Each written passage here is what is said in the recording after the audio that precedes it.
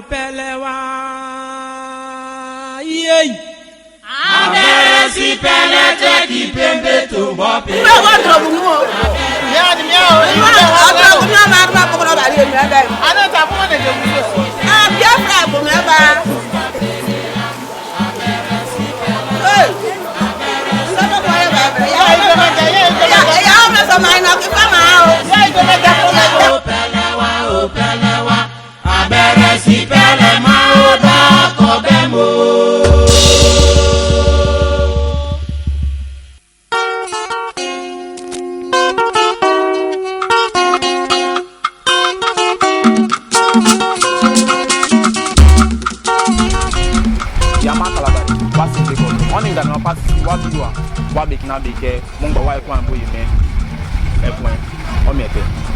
Okay, once again, still on the platform of celebrating Bakana at 50 evacuation celebration, we have a very respected man in this kingdom, somebody that has promoted the unity, the continuous unity of Bakana, and he is here to explain what this evacuation is all about.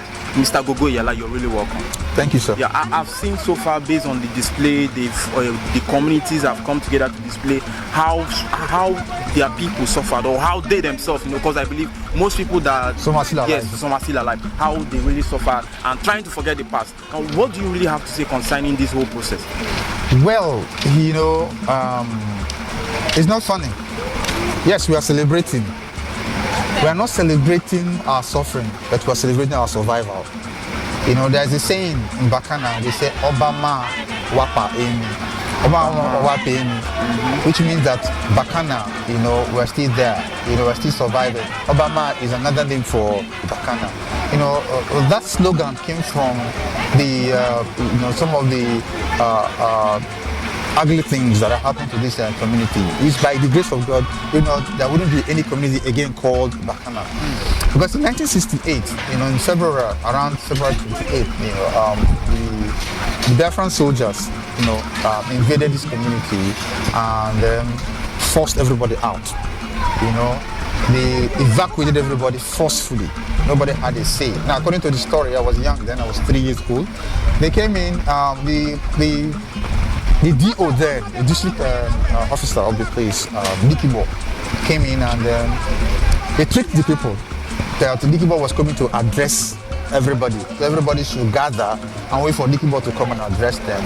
They didn't know that was a ploy to, to keep them. And then they posted soldiers to the waterfronts to make sure nobody escaped. And so they gathered the people at the town square. And then some of the elders and the chiefs met with Nikibo. And Nikibo now announced that they were going to evacuate the community. It was a very sad thing. People cried. Honestly, yeah. People did everything could, to beg, but it didn't work. Anyway, the following morning, they were evacuated. Not a soul was left behind in this community. The aged, people who are in their 80s and their 90s, even babies that were born that very day, and their mothers, the infant and the nursing mother, everybody was forced to leave this community, barely able to carry anything for survival, because it was all like an emergency. People were confused. Imagine yourself, if somebody came to your house and said, you are leaving this place immediately. And they say, pick whatever you want to pick. You will probably pick the most useless thing to you because you wouldn't know what to pick. You wouldn't know whether to pick your certificate or to pick food or to pick money or to pick gold or whatever. And then if you have children, the worst for you. And so people just picked whatever their hands could get rich and they left. And the funny thing was, parents were separated from their children, fathers couldn't know where their sons were, mothers couldn't have some of them, and they all were taken across the river by pontoons and barges and boats and stuff like that, and taken to Abunima Wharf and loaded in trains and lorries and taken to Igbo land. As at the time in 1968, when this community was evacuated, the population then was about 12,000 people. After the war in 1970, when the people returned, the population has shrunk to 7,000.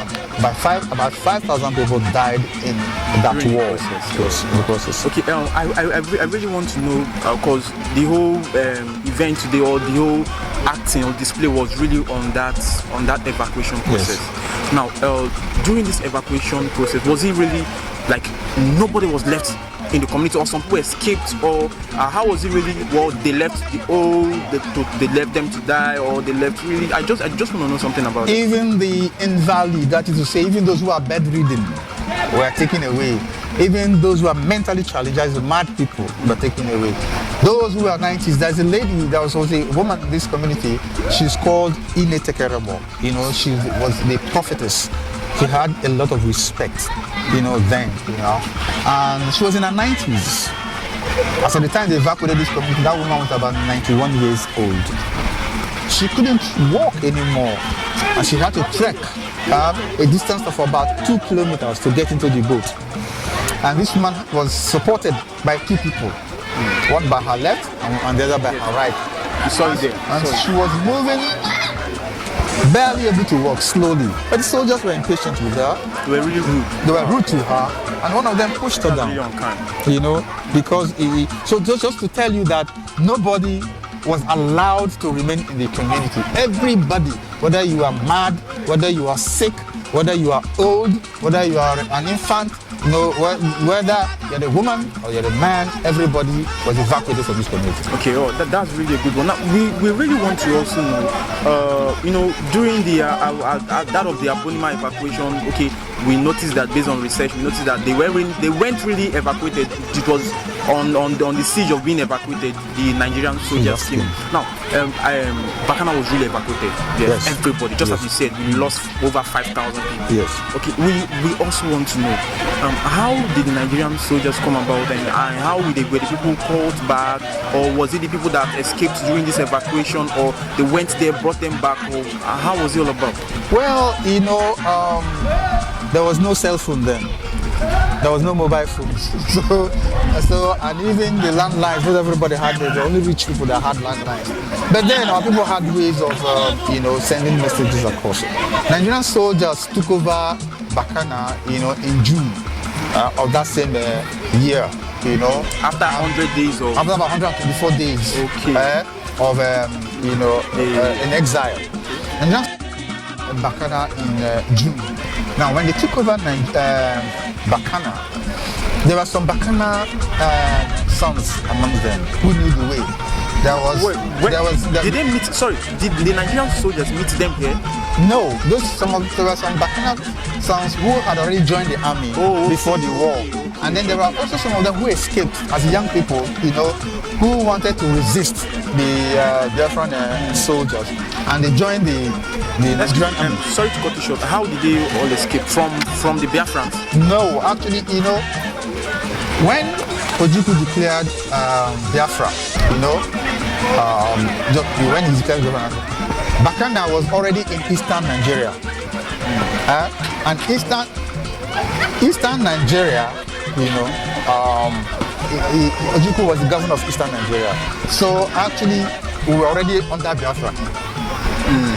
You were already under Biafra or under eastern Nigeria? Under Nigeria. Eastern Nigeria, Ojukwu has declared Biafra, that eastern Nigeria is pulling out of Nigeria. So whoever was within that territory was already Biafra. Okay. You understand?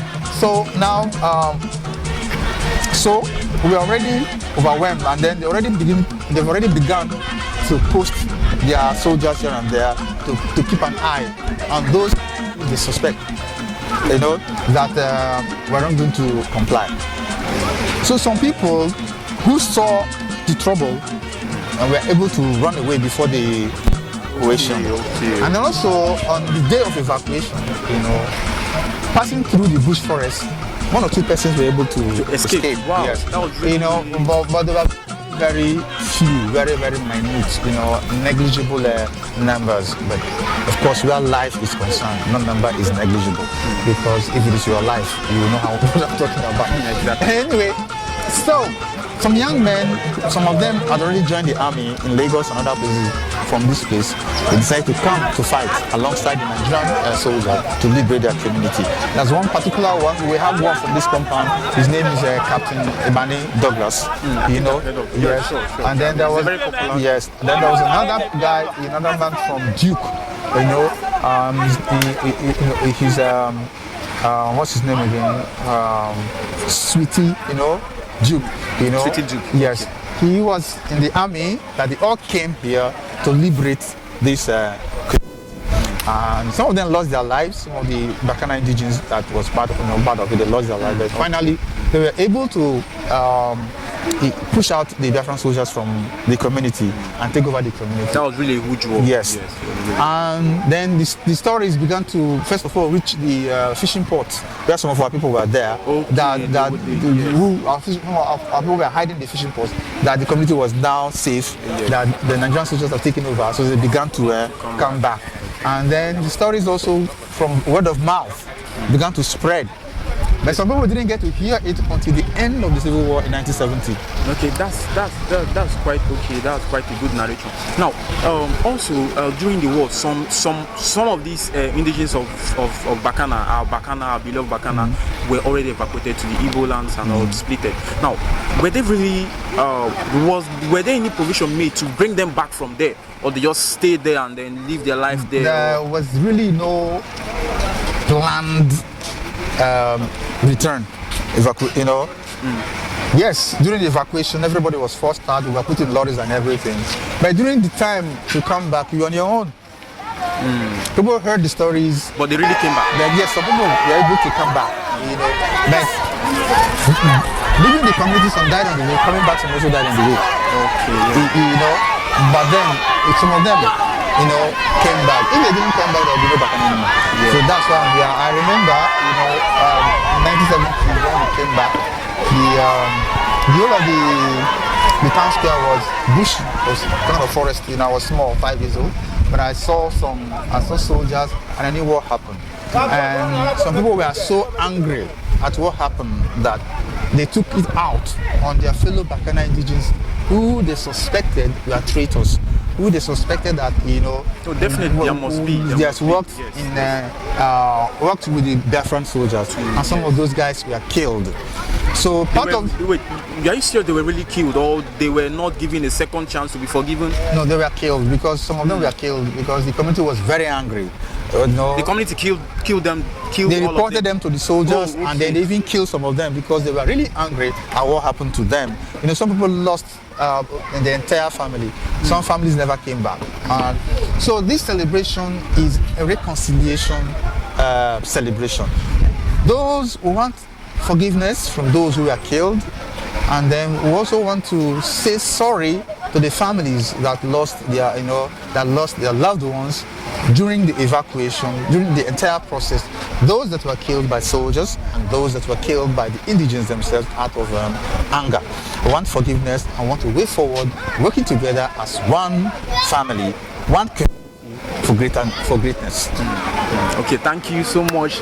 We are saying a big thanks to Mr. Gogo Yala, who has helped us to put things together and also narrate this whole Bakana evacuation celebration and tell us how deeply they feel in their heart to losing their beloved ones, and also how happy they are today to come together to say, yes, this is one united Bakana, this is one united Kalabari, and we will keep being united. This is Kalabari Kingdom TV. My name remains Asitan Pokima, and a big shout out to Prince Perol Nelson, the man behind the camera, and of course everyone listening to this episode of Historical Gist. Thank you. Shut up. Kalabari Kingdom TV.